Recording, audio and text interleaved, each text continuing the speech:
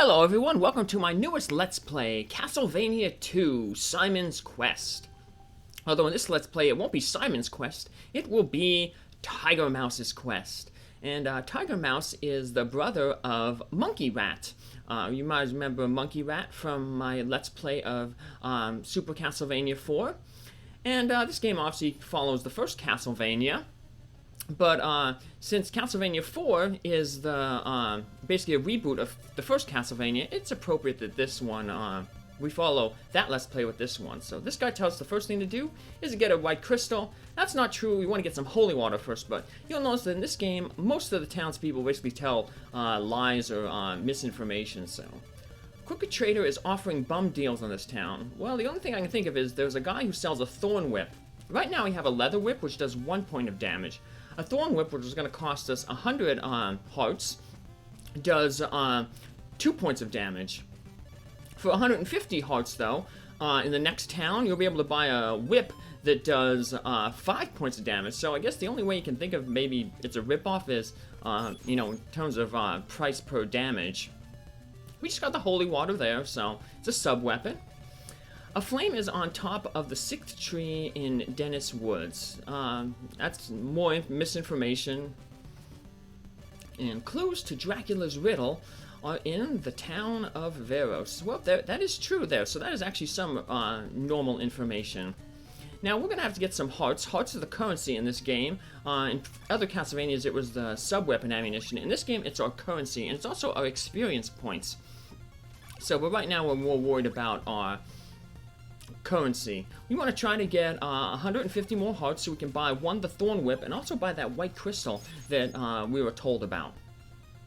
So, I mentioned the hearts are also the experience points. In this game, you can have up to 6 levels. So, the first level is at 100 experience points. Then you have to get another 150 experience points for level 2. Level 3 is 200 new experience points. Level 4, 250, level 5, 300, and level 6, 350. And once you gain a level, your experience points goes back down to 0. Now, once I start moving around a little bit, I'm going to actually put the names of the locations that I'm in, and in parentheses will be the level cap. So for instance, right here, we're in the Jova Woods. And you can only get up to level 1 in the Jova Woods. If you're level 1 and above, any hearts that you get, experience points, won't matter. So, now, right now, the hearts, the little hearts are worth 2 hearts worth of currency. You're going to get some half hearts soon, and they are worth 4 hearts. And then there's going to be a large heart if some enemies drop, and those are worth 6 hearts. However, that's not the same with experience points. So, a small heart gives only 1 experience point. Half heart, which is what these zombies are going to drop, will give 3 experience points, and a large heart is going to give 5 experience points. So this game introduces a day-night cycle. During the night, enemies are stronger, and also during the night in towns, all the villagers go inside. All the doors are locked, so we can't go into any more houses or merchant shops to get anything. And the towns are overrun by these zombies. So it's a pretty good place, towns usually, to level up in. Although the best place to level up in is in the manors. And that's because, in addition to the day-night cycle, this game has a clock running. So, basically between 6 in the morning and 6 at night, that is the daytime. And then from 6 in the afternoon until 6 in the morning, that is nighttime. And at midnight, the day counter rolls over. So there's different endings. There's three different endings in this game based on how fast you complete it. I'll end up showing off all of them, but I'm aiming for the best ending, the one that you get if you defeat the game in under 8 days. The second one is if you defeat it between 8 and 16 days, and then anything over 16 days is considered the worst ending. So, because the time is always cycling, the only time, when you're outdoors, we don't really doing too much level grinding on the outside. The main level grinding that we want to do is inside the manors. and I'll talk about a little bit of the manors in a little bit, but inside manors, time does not proceed, and time also doesn't proceed when you're inside buildings. Like if you're going to a merchant stop or you're going into a church, over to the left there is a church, and you can go to churches to fill up all your life. Your life bar is that little red bar over onto the left. You take damage, it turns white, and if you, of course, lose all your life, then, you know, you have to restart. You have 3 lives to begin with, but we're not going to be taking any deaths in this game. As you can see, I just got a level there. When you get a level, your life will refill and your defense will go up a little bit. So, luckily here I got that 154. I got 154 hearts, so I'm good to go. I'll be able to buy the Thorn Whip and the Crystal. So, the Holy Water that I'm using here, that also deals 1 bit of damage. I got that first before the White Crystal, just so I can help take out these enemies a little bit quicker. I can hit them with a whip, throw Holy Water at them. So, it just makes this grinding a little bit easier, rather than hitting these guys twice. So now we're on basically the second day. The morning sun has vanquished the horrible night. Now the villagers come out and we can go buy some more stuff. So let's talk with this guy here. What's he have to say? Rumor has it the ferryman at Dead River loves garlic. Well, he doesn't love garlic, but he does love something else. But we'll learn what that is later on. So what's this guy have to say? Oh, we already talked to this guy before. The flame is on top of the 6th tree. Well, but there's a flame that we're going to get, another sub-weapon. So buy a Thorn Whip. Absolutely. So that'll double our attack power. It also make our whip go out a little bit longer. The Leather Whip has a very short range. Thorn Whip has a little bit stronger, little bit longer range in addition to being stronger. A magic potion will destroy evil walls, and that's basically the Holy Water, so.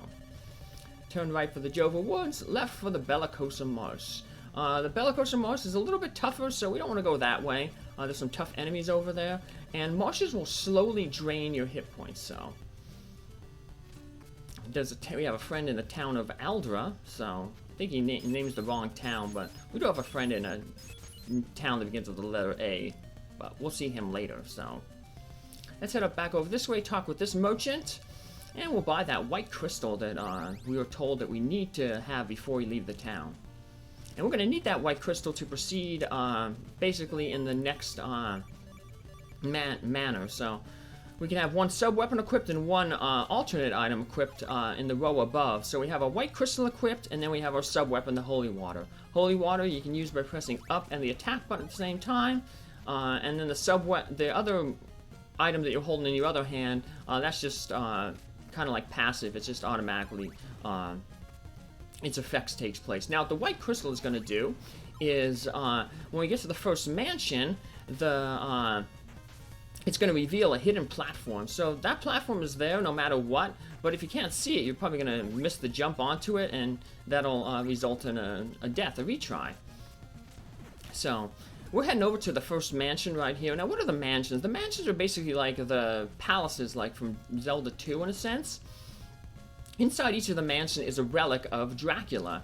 Basically, like you think of like the church, like they have saints, and in each Catholic church, they have like a relic in the altar of a saint.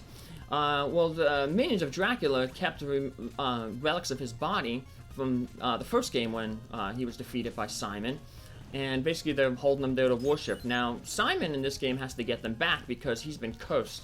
At the defeat of Dracula, the last game, Castlevania I, he cursed Simon. And the only way Simon can break the curse is if he gathers up all the parts of Dracula and then revives Dracula and defeats him again. So here's our first mansion, Berkeley Mansion. That blue platform there, we wouldn't be able to see it if we didn't have the white crystal equipped, so it's important that we have that white crystal. Now, we've already hit level 1, so there's no need to really grind in here for levels, but we will want to grind eventually for some hearts, because we want to be able to buy some items in the next town. But in these manors, you know, we have just enemies. We've got to work our way around the manor, and then eventually get to an orb. Inside the orb is the remnants of one piece of Dracula. There's a big heart for the we just saw there. 6 hearts worth of currency, 5 hearts worth of experience. Now, to break the orb that the relic is in, we have to buy an oak stake. So basically, in each manor, you have two goals. One, find a merchant selling oak stakes, and then use the oak stake to destroy the orb that is housing one of Dracula's relics.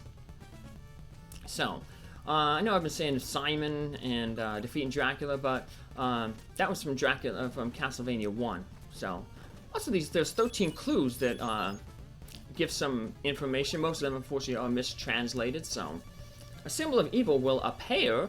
Yeah, so not only are they mistranslated, but they're also misspelled. So, but that's basically telling us that we need the symbol of evil, one of Dracula's remains, will appear when struck with an oak stake. So, now, the story behind this game, like I said, is we're gathering these relics because Simon was cursed at the end of Castlevania 1. Well, I didn't play Castlevania 1 because I didn't have it as a kid, and that game's really hard. But I did play the reboot of that game, Super Castlevania IV. And in that game, Monki Rat was our hero. He, you know, saved the world by defeating Dracula. Well, unfortunately, Monki Rat was cursed by Dracula. And he's too sick to actually go defeat Dracula this time because, you know, like I said, he's cursed. So, who's the mission going down to? Well, it's fallen on onto his brother, Tiger Mouse. Yep, so, what a good brother. He's taking up the cause here. So, yep, Tiger Mouse was, like I said, the brother of Monki Rat. And, well, Monki Rat can chew his way out of anything. Tiger Mouse was an escape artist. So, he's gonna have to put all those tricks that he's learned how to escape his cage and all that stuff to good use here to escape all the baddies and minions, and then inherit this world here. So there's going to be 5 mansions altogether. 6 if you count the final castle, Castlevania, where we're going to resurrect Dracula. But that doesn't have any enemies, so it kind of really doesn't count. But now each of the mansions is going to get progressively harder, but of course we're going to, Tiger Mouse here is going to be getting progressively stronger too. So, here we have our merchant, we got our oak stake, we get our second clue. Destroy the curse and you'll rule Brahm's mansion. Well, I think what they're referring to is, later on I'm going to learn that there's a river that's cursed, and that Dracula's heart, which is going to be in the next mansion, can break the curse. And Bram's mansion can only be reached if we break the curse on the river. So basically we put all these clues together, and eventually we're going to learn that with Dracula's heart we can break the curse on the river, and that'll allow us to go to Bram's mansion. A flame flickers inside the ring of fire. So I think that's referring to there is I think that was supposed to be translated that there's a flame in this in the one path coming up later. So, but don't worry, like all other times, I'll be doing 100% and showing everything. Now, Skeleton, you see, he turned around there at that pillar. The holy water, in addition to dealing extra damage to people or enemies, can also be used to find false floors on the ground. So here's our first orb. We select our oak stake, press up and B, we break the thing, and we get the first of Dracula's remains, his rib. And I fast forward there a little bit, but the rib is probably the best remain of Dracula that we can get, because when we equip the rib, you see now the Tiger Mouse has a shield, and that shield will deflect certain fireballs that certain enemies use. So now we can just fall down this hole, and it's basically going to be a shortcut back to the beginning of this mansion. So now, before we leave this mansion, we're going to do a little bit of grinding, not for levels, because as you can see, Berkeley Mansion has a level cap of 1. We already reached level 1 back in the town of Jova during the night. But we want to get our max amount of hearts, which is 256. So if we get the 256 hearts, we'll be able to afford in the next town a chain whip, and we'll also be able to get a dagger and some garlic. So we want to buy a bunch of stuff. So I'm just going to fast forward the level, the heart grind in here. So just going to whip these guys. This is a good place, like I said, time isn't passing in the mansion, so we can take as long as we want to gather all these hearts. And 2, we just have to walk just a little bit off to the side, and these skeletons will respawn. Skeletons aren't really dangerous. They just, the slow-moving skeletons, they just basically prod towards you. They walk really slowly towards you. Not much of a danger. Faster-moving skeletons will throw like a bone at you in an upward arc that, when it hits the ground, will produce a small little flame. They're a little bit more dangerous, but we haven't run into too many of them, so we'll just level up. Well, not level up, but get some hearts off these guys here. We got all our hearts that we need, so now we can just head on out. Now, see, we don't have the crystal equipped, so we can't see that platform. But that's why it was important that we got the crystal at first, so. Alright, now that is our first mansion, 1 of 5 down, so. Now the town of Veros is the one we want to go to, and that's down and to the left, so. Unfortunately, we're probably going to reach there a little bit late, but we can just kill some zombies in the meantime if we have to. Thankfully, we have the thorn whip, so we can reach across. Our whip goes a little bit further. So, back here in the Jova Woods. And we're going to take this path down here, and this is going to take us down to the town of Veros, our second town. This is the town where we can buy another sub-weapon, the dagger sub-weapon. It's the weakest of all the daggers, but it's still okay. A whip can shield you from evil. Like I said, I'm going for 100% here, so I'll be buying everything, so. Throw holy water on the ground. Sometimes if you run into a building in these towns that's empty, usually there's a hidden passage somewhere, so. Will I buy a dagger? Absolutely. 50 hearts. The dagger, it's like regular daggers in other Castlevania games. You throw it, it goes out a little bit further. It doesn't go all the way across the screen. There's going to be 3 levels of daggers. You have the regular dagger, then we'll have a silver dagger, and then we'll have a gold dagger. Each one is a little bit stronger than the other, and we'll also travel a little bit further, so. Lures and soup enhances the aroma. Well, they don't really do that, but lures are important. Lures will give us invincibility. That guy tells us to go to the church because we look pale, and I guess we're pale because our health is white, so. The town of Alba, there's clues to Dracula's riddle. And both of those are correct. There are clues in Alba and in the manor. So let's go to the church here, talk with the priest, and he'll let us rest, and you'll see our life will refill entirely. So, let's see what this guy has to say. You've got a friend waiting for you in the town of Algiba, and he is the person who will exchange our crystals. So yes, we do have a friend in there. We definitely want to talk with that guy. But first we want to head to this last building over here in Veros. Throw some holy water, break the floor. And we're going to head down here to buy a chain whip. Now we were told that there was also a clue to Dracula's riddle in Veros. And it's right here. If we break the holy water there, the floor with the holy water there, we'll get the clue. And I went past a little bit past there, but the clues respawn, so. Now we got a chain whip. It does 5 points worth of damage, so I guess when that guy said there was a rip-off merchant in the first town, I guess he meant, you know, hearts per price per damage. Thorn whip was basically 50 hearts per 1 point of damage. This chain whip is 50 hearts for 2.5, so let's get that clue again. It respawns. What's it say? Clear a path at Berkeley Mansion with a white crystal. So that clue's a little late, but that basically was the clue telling us that, hey, the path will be revealed if we have the white crystal. So it shows that platform that allows us to proceed. But that's going to pretty much do it for this episode, so we're going to stop here, and then we'll proceed in our next episode. Take care, have a good day. Bye!